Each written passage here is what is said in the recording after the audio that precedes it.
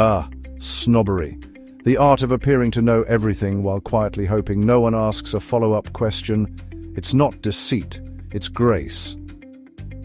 A kind of cultural robbery, stealing admiration with confidence and posture. And today we're stealing from the world of whiskey, or as the Celts once called it, whisky beatha, the water of life. Best enjoyed slowly, preferably in good company and better lighting. Whiskey, or whiskey, depending on where your ancestors fled from, is distilled grain aged in wooden barrels until it tastes like memory and smoke. It's a drink that turns ordinary people into philosophers, and philosophers into sentimental disasters. Scotland gave us single malt strict laws and the weather to justify them. 5 key regions form the whisky map. Speyside, elegant, honeyed, almost polite. Highlands, bold, confident, slightly mysterious. Islay, smoky, peated, smells like a campfire at sea. Lowlands, light, floral, civilized. Campbelltown, small, briny and proud of it. Irish whiskey, with an E, because they like to talk more, is smoother, rounder and more charming than its Scottish cousin. Triple distilled, it's the diplomat of the whiskey world. Jameson, the global classic, redbreast, rich, elegant, made for quiet confidence. Teeling and Middleton, modern, lively, full of personality. Irish whiskey doesn't lecture, it tells stories. When the Scots and Irish emigrated, they took their stills and added corn. American whiskey speaks with a southern accent and a confident smile. Bourbon, sweet, rich, caramel and oak. By law, at least 51% corn, aged in new charred barrels. That's sweetness, that's caramelized ambition. Tennessee whiskey, bourbon's smoother cousin, filtered through charcoal. Think porch swings and slow jazz. Rye whiskey, spicier, sharper, full of purpose, perfect for people who like their confidence neat. Then came Japan, polite, precise, and quietly determined to outclass everyone. In the 1920s, Masataka Taketsuru studied distillation in Scotland and brought the craft home.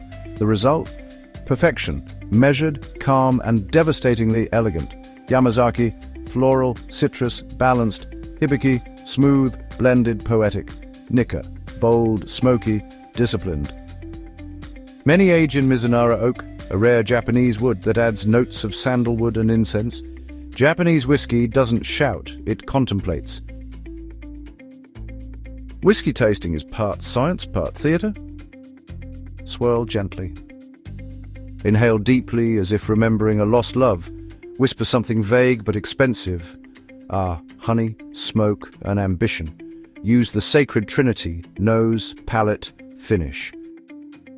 The nose, the aroma, the palate, the taste and texture, the finish, the lingering afterthought that decides if you want another. And remember, about 70% of whiskey's flavour comes from the wood. If you're lost in conversation, just say, "It's really the cask doing the talking," then sip slowly and look mysterious.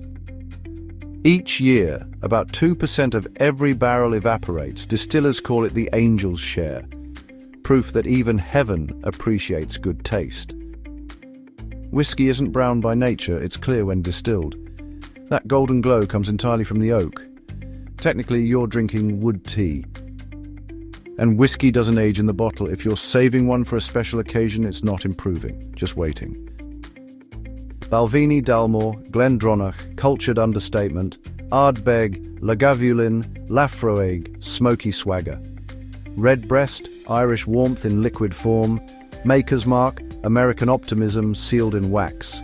Yamazaki, Hibiki, Nikka, minimalist perfection. Single malt, one distillery, one vision. Blend, a collaboration, often brilliant, occasionally misunderstood, a perfect bluff line. I used to be a single malt purist, but I've learned to respect a well-crafted blend. It's humbler and more honest. Whiskey, like people, doesn't necessarily get better with age, but it does get more expensive and therefore more respected. That little number on the label, 10, 12, 18, refers to the youngest whiskey in the bottle. A 12-year-old means every drop has slept in oak for at least 12 years, which is roughly the time it takes to become interesting at dinner parties. A 10-year-old whiskey is often lively, bright, full of spirit. It still remembers being barley. A 20-year-old, however, is smoother, richer, full of quiet confidence. The kind of drink that waits for you to ask its opinion. But here's where the bluff becomes wisdom. Older doesn't always mean better. Some whiskies reach brilliance early, impatient prodigies of the cask. Take Ardbeg 10, smoky, intense, a 10-year-old with the swagger of a 50-year-old sailor. Or Aberlour 12, sweet balanced, as comforting as a conversation by the fire. Then there's Balvenie 14 Caribbean cask, finished in rum barrels, charmingly exotic. And Kilkerran 8 cask strength, young, fiery, unapologetically alive. Each of them proof that greatness doesn't always come with wrinkles. So the perfect snob line to deliver mid-sip. Age is just a number. Some whiskies mature faster than their drinkers. Then look thoughtful. Always look thoughtful.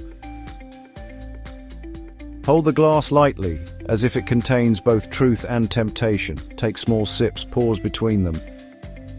Adding water, entirely acceptable. It opens the whiskey up. Adding ice, controversial, but defensible if you murmur, the chill enhances the vanillin. No one knows what that means, but everyone pretends to. Whiskey isn't a drink, it's a conversation with yourself. Never rush it. Real connoisseurs don't lecture. They let others notice their calm. Whiskey, like snobbery, isn't about facts. It's about poise. It's confidence wrapped in curiosity. Say, I prefer the quiet smokiness of Islay. Less a drink, more a meditation. Or simply, it's not what you drink, it's how you hold the glass. Because snobbery, like whiskey, is a beautiful illusion. A small, stylish act of robbery, stealing admiration with nothing but vocabulary and charm. So raise your glass to the angels, to the oak, and to the noble art of pretending beautifully. This was Captain Help.